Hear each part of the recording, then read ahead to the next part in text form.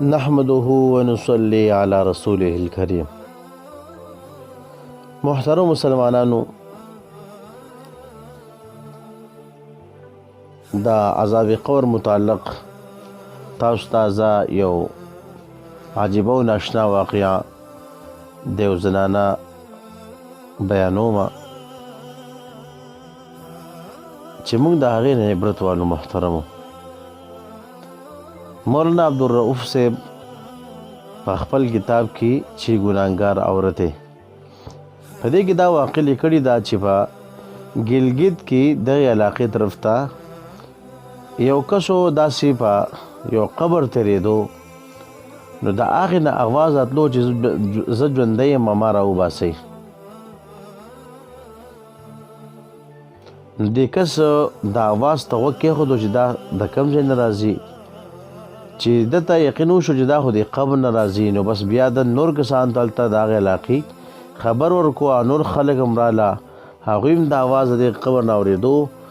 نو بس دیو بیا د یو عالم نه تپوس وکړو چې دغه رنګې یو قبر نه آواز راځي چې زه ژوندی یم، ما راوباسئ. نو هغې ویل بلکل که چېرې دا یقیني ستاسو یقین وي چې دا ژوندی دی، نو بیا خو راوباسئ. دغه رنګې دا خلک راغله او د دغې قبر خواله، او چې کله یې قبر کولاو کو، نو په قبر کې چې کوم دی هغه یو زنانه ده او هغه داسې ناسته ده او د هغې کفن چې کوم دی هغه بلکل داسې ختم شوی شانتې دی.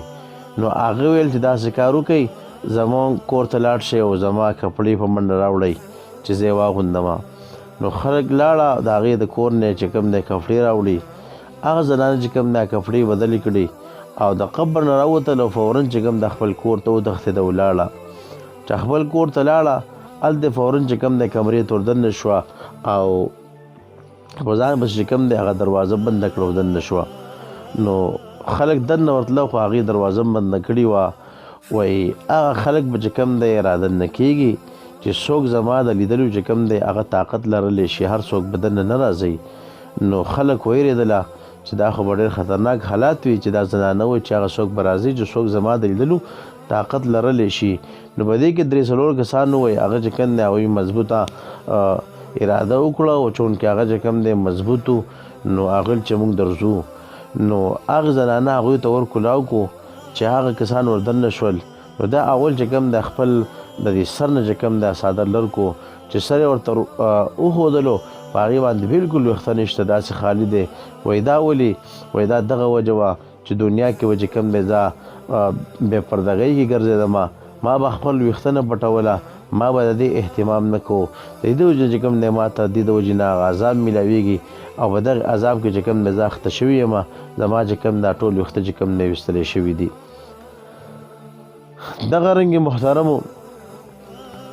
بیا هغې زنانه چې کوم دی دویم نمبر ورته خپل هغه خوله ورښودله، چې هغې ورښودله په دې کې تش غاښونه دي، نور نه بره شونډه شته دی، نه لاندې شونډه شته دی، بلکل هر څه نه ښکاري سوا د غاښونو نه. محترمو، نو وایي دا ولې؟ وایي دا دغه وجه وه چې ما په دې باندې چې کوم دی دغه سرخیان وغیره مږلي او پردو خلکو ته مې چې کوم دی دا شو کولي، دا ما ښودله. محترمو، نن که تاسو وګورئ محترم معاشره کې او مونږ وګورو، نو معاشره کې هم دغه رنګې څوک چې کوم دی زنانه اکثر د دې خیال نه ساتي، لوپټې کوه چې هغه چې کوم دی په ناچولو باندې وي. ولې به دغې لوپټو کې چې کوم دی ویښته ښکاري، په دې کې چې کوم دی بې پردګي وي. محترمو، دغه رنګې دا سرخان مرخانې به چې کوم دی مږي او پردو خلکو ته به شوکوي. نو محترمو، دا هم ګورئ ډېره لویه ګناه ده، او دغې عذاب چې دې زنانه ورته وویل، دا خپل خبرې ورته ورکو. دغه رنګې به یې د هغې نفس د لاسونو او د خپو ګوتې وروښودلې، په دې باندې بلکل نوکان نه و، بلکل نوکان د هغې نه ختم شوي وو. وایي دا ولې؟ وایي دا چې کوم دی ما په دې باندې هغه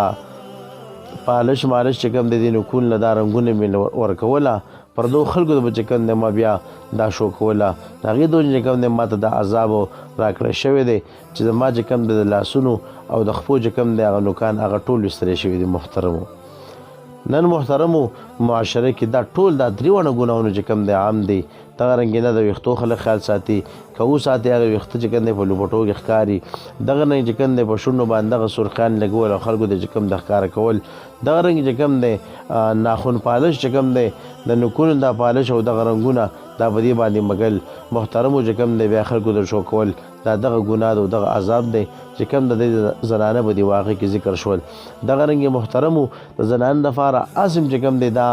ناخن پالش دا لګول نه دی پکار عام طور باندې محترمو دې کې دا مسله تاسو اورئ چې دا څوک اومګي کم زنانه نو اکثر دا چې کوم نه پټ په دی باندې په دې نوکونو باندې پټ اچي دې پټ نه لاندې بیا وبه نه وځي په دې باندې محترمو ګوره بالکل غسل سره وځي نه که څو غسل کوي نو غسل نه وځي محترمو دا به دغه رنګ به جنابت کې به ګرځي ولې هغه یو طرف ته پټ اچي د پټ نه لاندې وتاره په کار چې هغه د لاندې ورسي او هلته خو چې کوم نه نشي رسېدی د محترمو زنانو ته مې دا درخواست دی چې دا چې کوم دی دغه سیزونه نه ځان وساتي د دغه نه بالکل چې کوم دی ځان لرې کړي ځکه د ګناه کار دی د عذاب کار دی د الله خوا د ناراضګۍ کار دی دې چې کوم دی ځان ساتل پکار دی دا درې خبرې به دې کې ذکر شول محترمو یو چې کوم دی د سر د ویښتو دغه رنګې چې کوم دی بل هغه